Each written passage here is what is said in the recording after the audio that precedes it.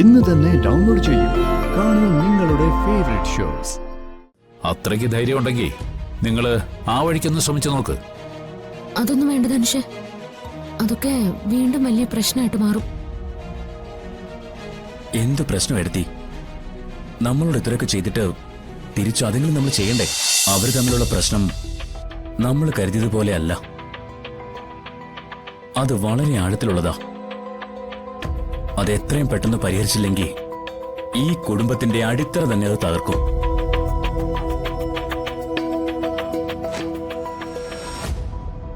എന്താണ് യഥാർത്ഥ പ്രശ്നമെന്ന് എങ്ങനെയാണെന്ന് അറിയാം.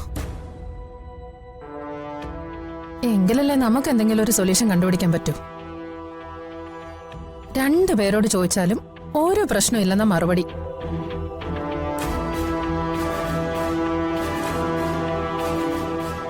ആ, എന്തായാലും നാളെ വക്കീലിനെ കാണാൻ അർച്ചനേട്ടത്തി ധനുഷിന്റെ കൂടെ വരുമല്ലോ. അതിന് ആ സമയത്ത് ധനുഷ് വിശദമായി കാര്യങ്ങൾ ചോദിച്ച് മനസ്സിലാക്കിയാൽ മതി. ഞാൻ എങ്ങനെയാ ഇതൊക്കെ ചോദിക്കുന്നത്? ആ, അതൊക്കെ ധനുഷിന്റെ മിടുക്ക് പോലെ ഇരിക്കും. നോക്കാം.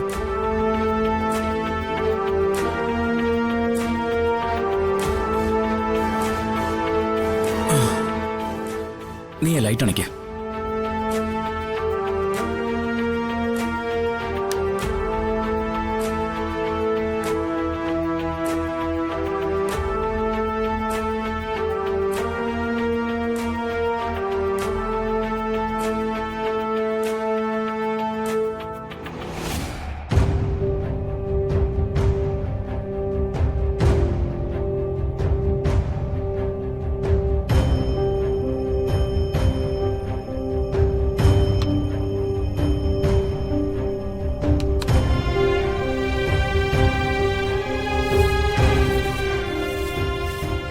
വക്കീലിനെ കാണാൻ താൻ വരുന്നില്ല എന്ന് പറഞ്ഞതിന്റെ കാരണം എന്താണെന്ന് എനിക്ക് മനസ്സിലായി.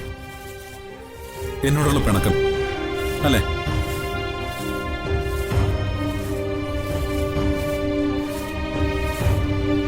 തനിക്കിഷ്ടമല്ലെങ്കിൽ ഞാൻ വരുന്നില്ല. കുഞ്ഞിന്റെ ടെസ്റ്റ് റിസൾട്ടുകളൊക്കെ ഞാൻ പോയി വാങ്ങിച്ചോളാം. ജീവിതത്തില് മനുഷ്യൻ സൂക്ഷിക്കേണ്ട ചില കാര്യങ്ങളുണ്ട്, പെരുമാറേണ്ട ചില എത്തിക്സ് ഉണ്ട്. ഇതൊന്നുമില്ലാത്ത ആളാണ് ഞാനെന്നാണോ താൻ പറഞ്ഞു വരുന്നത്? എല്ലാം ഉള്ള ആള് തന്നെയായിരുന്നു. പക്ഷേ ഇപ്പൊ അങ്ങനെയാണോന്ന് നെഞ്ചിൽ കൈവച്ച് സ്വന്തം മനസാക്ഷിയോട് ചോദിച്ചു നോക്ക്.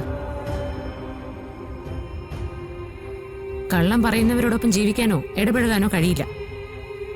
വക്കീലിനെ കാണാൻ പോണോന്ന് എനിക്ക് യാതൊരു നിർബന്ധവുമില്ല.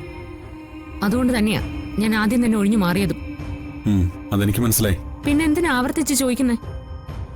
എടോ, തന്റെ ഈ പിണക്കം എനിക്ക് സഹിക്കാൻ പറ്റുന്നതിനപ്പുറം. എന്റെ ചോദ്യത്തിന് സത്യസന്ധമായ ഉത്തരം കിട്ടുന്നവരെ എനിക്ക് ഇങ്ങനെ പെരുമാറാൻ കഴിയൂ. അതിനി വേറെ ആര് വിചാരിച്ചാലും മാറുകയില്ല.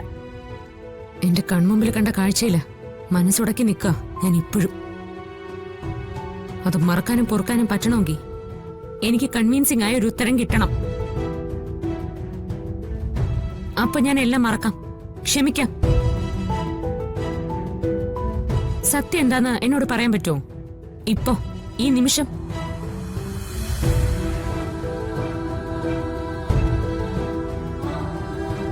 സച്ചേട്ടൻ ഇനിയും മൗനം തുടർന്നു. എനിക്കൊരു പരാതിയില്ല. ആരുടെയും പരാതി കേൾക്കാനും എനിക്ക് താല്പര്യമില്ല.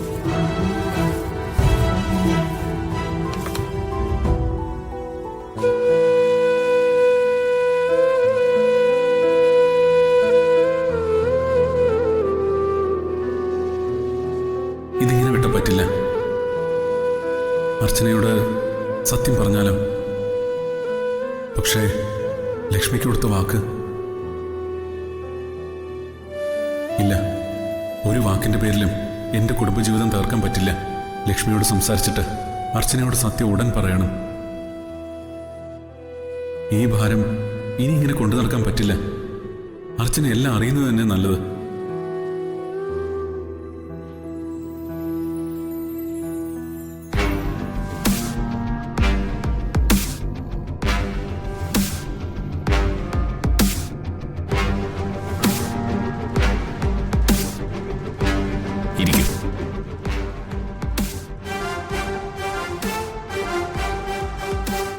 ധനുഷ് എന്നോട് കാര്യങ്ങളൊക്കെ പറഞ്ഞായിരുന്നു.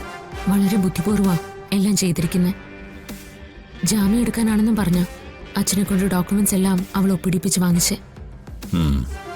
ഈ സർക്കാർ ഓഫീസുകളിൽ ഇത്രയും വലിയ തട്ടിപ്പ് നടത്താൻ ഒരാൾക്ക് എങ്ങനെ കഴിയും സർ? എല്ലാ ഓഫീസുകളിലും ഈ കളി നടക്കില്ല. ചില ഉദ്യോഗസ്ഥന്മാര് ഇത്തരം ചതികൾക്ക് കൂട്ടുനിൽക്കാറുണ്ട്. ഈ അടുത്ത കാലത്ത് ഇങ്ങനൊരു കേസ് ഉണ്ടായിട്ടുണ്ട്. സർ, സർ ഈ കേസ് ഏറ്റെടുക്കണം. ഞങ്ങളെ ഒന്ന് സഹായിക്കണം. എന്റെ അഭിപ്രായത്തിൽ ഒരിക്കലും നിങ്ങൾ ആ വീട്ടിൽ നിന്ന് ഇറങ്ങാൻ പാടില്ലായിരുന്നു. അവിടെ തന്നെ ഒരു തർക്കം സൃഷ്ടിക്കണമായിരുന്നു. അതെങ്ങനെ സാധിക്കും സർ? പോലീസുമായിട്ട് വന്നിട്ടല്ലേ അവൾ എല്ലാം ചെയ്തത്. ഇനിയിപ്പോൾ അതിനെക്കുറിച്ച് പറഞ്ഞിട്ട് കാര്യമില്ല. അവന്തിക പിടിച്ചെടുത്ത ഈ പ്രോപ്പർട്ടിയുടെ എല്ലാം ഒറിജിനൽ ഡോക്യുമെന്റ്സ് ആരുടെ കയ്യില്?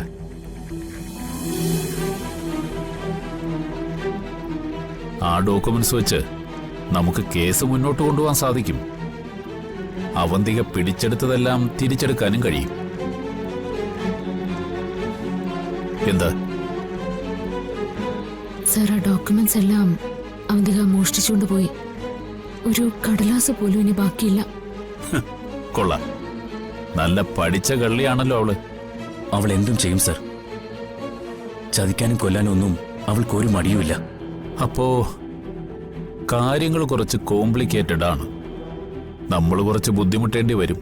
ഈ ഡോക്യുമെന്റ്സിന്റെ എല്ലാം കോപ്പി എടുക്കാൻ പറ്റില്ല സർ? ഡോക്യുമെന്റ്സിന്റെ കോപ്പി എടുക്കാം, പക്ഷേ അതിന് കുറേയേറെ സമയമെടുക്കും. ആ ഡോക്യുമെന്റ്സ് എല്ലാം അവളുടെ അടുത്തുനിന്ന് തിരിച്ചു പിടിച്ചേ പറ്റൂ. ചോദിച്ചാ അവരത് തിരിച്ചു തരുമോ?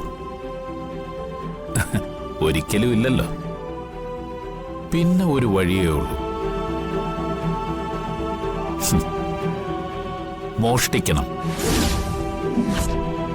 എന്താ, അതിന് പറ്റുമോ? വേണ്ടി വന്നാ അതിന് ഞങ്ങൾ ശ്രമിക്കാം സർ. അത്രയ്ക്ക് ധൈര്യം ഉണ്ടെങ്കിൽ നിങ്ങൾ ആ വഴിക്കൊന്ന് ശ്രമിച്ചു നോക്ക്. അതൊന്നും വേണ്ട ധനുഷ്. അതൊക്കെ വീണ്ടും വലിയ പ്രശ്നമായിട്ട് മാറും. എന്ത് പ്രശ്നം എടുത്തി? നമ്മളോട് ഇത്രയൊക്കെ ചെയ്തിട്ട് തിരിച്ചു അതെങ്കിലും നമ്മൾ ചെയ്യണ്ടേ? എന്ത് റിസ്ക് എടുത്തിട്ടായാലും അവളുടെ കയ്യിൽ നിന്ന് ആ ഡോക്യുമെന്റ്സ് തിരിച്ചു പിടിച്ചേ പറ്റൂ. നമുക്ക് രണ്ട് വഴികളിലൂടെയും മൂവ് ചെയ്യാം. ഒറിജിനൽ ഡോക്യുമെന്റ്സ് കോപ്പി വേണമെങ്കിൽ അതിനുള്ള ആപ്ലിക്കേഷൻ കൊടുക്കാം. പിന്നെ ഇപ്പൊ പറഞ്ഞ വഴിയിലൂടെയും ശ്രമിച്ചു നോക്കാം. എന്തായാലും ഈ കേസ് ഞാൻ ഏറ്റെടുക്കാം.